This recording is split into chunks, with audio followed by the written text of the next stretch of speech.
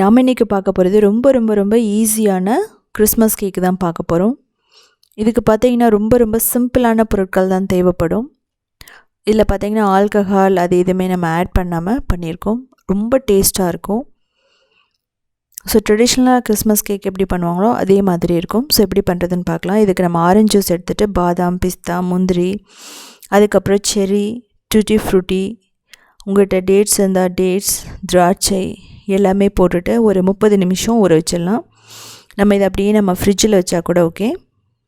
ஓரளவுக்கு எல்லாம் ஒரு 3 டேபிள் ஸ்பூன் அப்படி போட்டுக்கோங்க. கேக் வந்து நம்ம ஓரளவுக்கு மீடியமாக தான் பண்ண போகிறோம். இதுக்கப்புறமா பால் வந்து நம்ம காய வைக்கணும். ஒரு அரை கப் பால், அதுக்கப்புறம் கொஞ்சம் பட்டர் ரீப்ளேஸ்மெண்ட் அப்படின்னா நீங்கள் ஆயில் போட்டுக்கலாம். ஸோ ஒரு கொதி வந்ததுன்னா போதும், நம்ம எடுத்துடலாம். அந்த பட்டரும் பார்த்திங்கன்னா நல்லா உருகிடுச்சு. ஸோ இதை எடுத்து தனியாக வச்சிடலாம். இதுக்கப்புறம் நம்ம ஒரு எக்கு, ஒரு அரை கப் சுகர் போட்டுக்கலாம். இதை நல்லா பீட் பண்ணலாம். நீங்கள் தேவைப்பட்டால் சுகருக்கு பதிலாக வெல்லம் இல்லை அப்படின்னா வந்து என்ன பண்ணலாம்னா ப்ரௌன் சுகர் போட்டுக்கலாம். டேஸ்ட்டுக்கு ஏற்ற மாதிரி ஒரு அரை கப்லேருந்து 3/4 கப் ரொம்ப பர்ஃபெக்டாக இருக்கும். நம்ம ப்ரௌன் சுகர் அப்படின்னு சேர்க்கும்போது இன்னும் எக்ஸ்ட்ரா வந்து ஃப்ளேவர் கொடுக்கும். இந்த எக்கும் பார்த்திங்கன்னா சுகரும் நல்லா வந்து பீட் பண்ணணும். அப்படி இல்லைனா நீங்கள் என்ன பண்ணுங்கள் அப்படின்னா ஆயில் ஒரு அரை கப் ஊற்றிக்கலாம். இல்லைனா வந்து ஆயில் ஒரு 1/3 கப் நம்ம ஊற்றிக்கலாம். நான் வந்து பார்த்திங்கன்னா பட்டரும் போட்டுட்டு ஆயில் ஊற்றிருக்கேன். எல்லாமே வந்து பார்த்திங்கன்னா ஒரு 1/4 கப் 1/3 கப் அவ்வளோதான் நான் வந்து போட்டிருக்கேன். நீங்கள் வந்து எக் இல்லாமல் கூட பண்ணலாம். இந்த எக்கை ஸ்கிப் பண்ணிவிட்டு பண்ணிங்கனாலும் இந்த கேக் ரொம்ப சூப்பராக தான் இருக்கும். நான் ஒரு எக்கு போட்டிருக்கேன். நீங்கள் 2 எக்கு கூட போடுறவங்க வந்து 2 எக் கூட போட்டுக்கலாம். ஸோ அந்த சுகர் ஓரளவுக்கு நமக்கு மெல்ட் ஆகிடுச்சு. இதுக்கப்புறம் வனிலா எசன்ஸ் போடுறோம். நீங்கள் சுகரை வந்து கேரமலைஸ் பண்ணி வச்சுருந்தீங்கன்னா அது கூட போடலாம் ஒரு கலருக்காக. இதில் பார்த்தீங்கன்னா சின்னமன் பவுடர், நட்மேக் இதெல்லாம் வந்து நம்ம போடுவோம். இதெல்லாம் நல்ல டேஸ்ட்டை கொடுக்கும். ஸோ உங்கள்கிட்ட எலக்ட்ரிக் பீட்டர் இருந்ததுன்னா நீங்கள் இதை வந்து பண்ணிக்கலாம். இல்லைன்னா நீங்கள் என்ன பண்ணுங்கன்னா மிக்சியில் வந்து ஒரு சுற்று விட்டிங்கனாவே 1 நிமிஷத்துக்கு பீட் பண்ணிங்கனாவே சரியாயிடும். இப்போ வந்து நம்ம எல்லாமே நட்மேக், அதுக்கப்புறம் ஏலக்காய், சின்னமன் பவுடர், ஜிஞ்சர் பவுடர் எல்லாமே நம்ம போட்டுக்கலாம். உங்கள்கிட்ட நட்மேக் பவுடர் இல்லை, ஜாதிக்காய் பொடி இல்லைன்னா இது மாதிரி ஜாதிக்காவை லைட்டாக துருவி போட்டுக்கலாம். ஸோ இதுதான் பார்த்திங்கன்னா நல்ல ஃப்ளேவர் கொடுக்கும் சின்னமன். இதுக்கப்புறமா வந்து நம்ம என்ன பண்ண போகிறோன்னா அந்த பால், பட்டர் அது.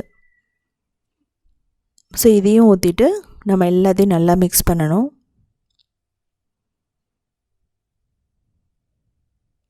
இது நல்லா மிக்ஸ் ஆனதுக்கப்புறம் இதில் வந்து நம்ம ட்ரை இன்க்ரீடியன்ட் வந்து நம்ம போட போகிறோம், அதாவது மாவு. அதுக்கப்புறம் கொஞ்சமாக அந்த நம்ம ஊற வச்சுருந்த அந்த ஆரஞ்சு ஜூஸ் அதையும் நம்ம ஊற்றி நம்ம பண்ணுவோம். ஸோ நான் இதில் வந்து நீங்கள் மைதா, கோதுமை மாவு எது வேணாலும் நீங்கள் யூஸ் பண்ணலாம். முதல்ல இது எல்லாமே நல்லா மிக்ஸ் ஆகணும். அதுக்கப்புறம் 1 கப் நான் மைதா போடுறேன். இதை வந்து நல்லா சலிச்சுக்கணும். நம்ம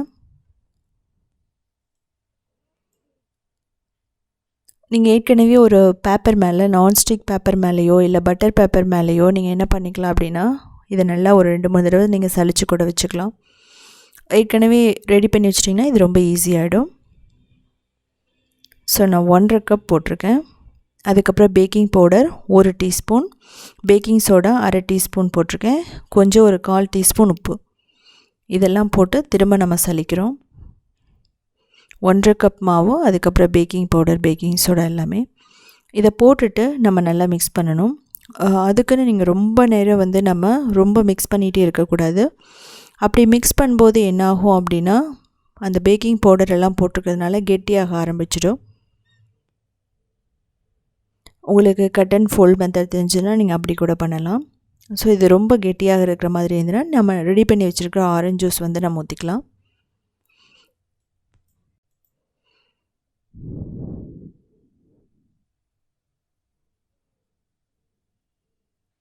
நமக்கு வந்து அதில் லம்ஸோ மாவோ தெரியக்கூடாது, கட்டியும் இருக்கக்கூடாது. அப்படி இருந்தால் தான் வந்து கேக் வந்து நல்லா வரும். ஸோ பாருங்கள், இப்போ நான் ஊற வச்ச எல்லா நட்ஸையும் போடுறேன். அதாவது செர்ரி, tutti frutti, டேட்ஸ், திராட்சை, முந்திரி, பாதாம், பிஸ்தா இதெல்லாம் போட்டுக்கலாம். இந்த ஊற வச்ச தண்ணியே தேவைப்பட்டால் நீங்கள் கொஞ்சம் கொஞ்சமாக ஊற்றி நம்ம மிக்ஸ் பண்ணிக்கலாம். அதுவுமே பார்த்திங்கன்னா இந்த மாவு கட்டியாக இருந்ததுன்னா நீங்கள் இதை ஊற்றி மிக்ஸ் பண்ணிக்கலாம். இல்லைனா ஒன்றும் பிரச்சனை இல்லை. நீங்கள் எக்ஸ்ட்ரா பால் ஊற்றணுன்னு அவசியம் இல்லை.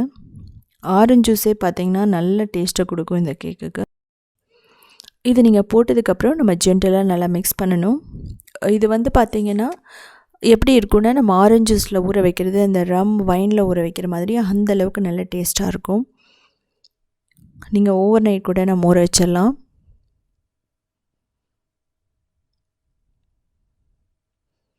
ஸோ கிறிஸ்மஸ் கேக்குனாவே இந்த நட்ஸ் எல்லாம் கொஞ்சம் அதிகமாக போட்டு ஊற வச்சு நல்லா அந்த ஜிஞ்சர் சின்னமன் பவுடர் போட்டு ரொம்ப சூப்பராக இருக்கும். இது பார்த்திங்கன்னா அவ்வளோ சீக்கிரமாக கெட்டு போகாது.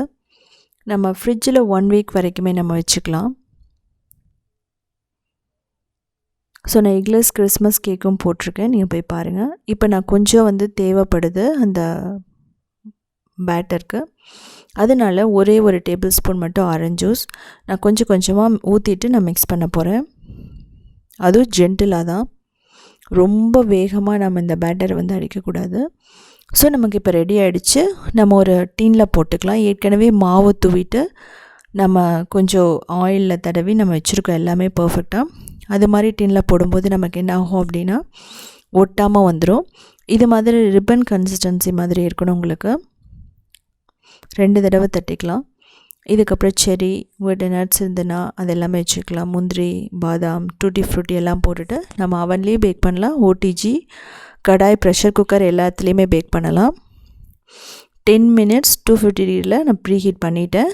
அதுக்கப்புறம் 50 minutes 45 minutes 180 டிகிரியில். அதே மாதிரி ப்ரெஷர் குக்கர் கடாயில் ஒரு 45 to 50 minutes லோ ஃப்ளேம் வச்சுக்கோங்க. அது இல்லாமல் நீங்கள் ப்ரீ ஹீட் பண்ணணும் எல்லாத்தையுமே 10 minutes. ஸோ ஆறுனதுக்கப்புறம் நமக்கு ஈஸியாக டீமோல்ட் ஆகிடும். எதுவுமே ஒட்டாமல் வருது பாருங்கள். இதே பார்த்திங்கன்னா கொஞ்சம் எனக்கு சூடாக தான் இருக்குது. ஸோ அந்த பட்டர் ஷீட்டை ரிமூவ் பண்ணிக்கலாம். ரொம்ப ரொம்ப ஸ்பாஞ்சியான ரொம்ப ஈஸியான மெத்தடில் நமக்கு கிறிஸ்மஸ் கேக் ரெடி ஆகிடுச்சு.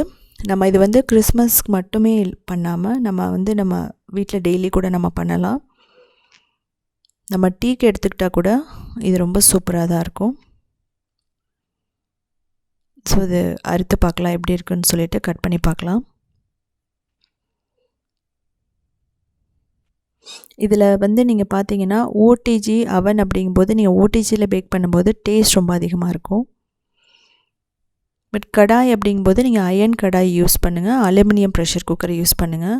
நான்ஸ்டிக் யூஸ் பண்ணாதீங்க. ஏன் அப்படின்னா ரொம்ப நேரம் அதை நம்ம ஹீட் பண்ணக்கூடாதுன்னு சொல்லுவாங்க. ஸோ இதை செஞ்சு பார்த்துட்டு கமெண்ட் பண்ணுங்கள்.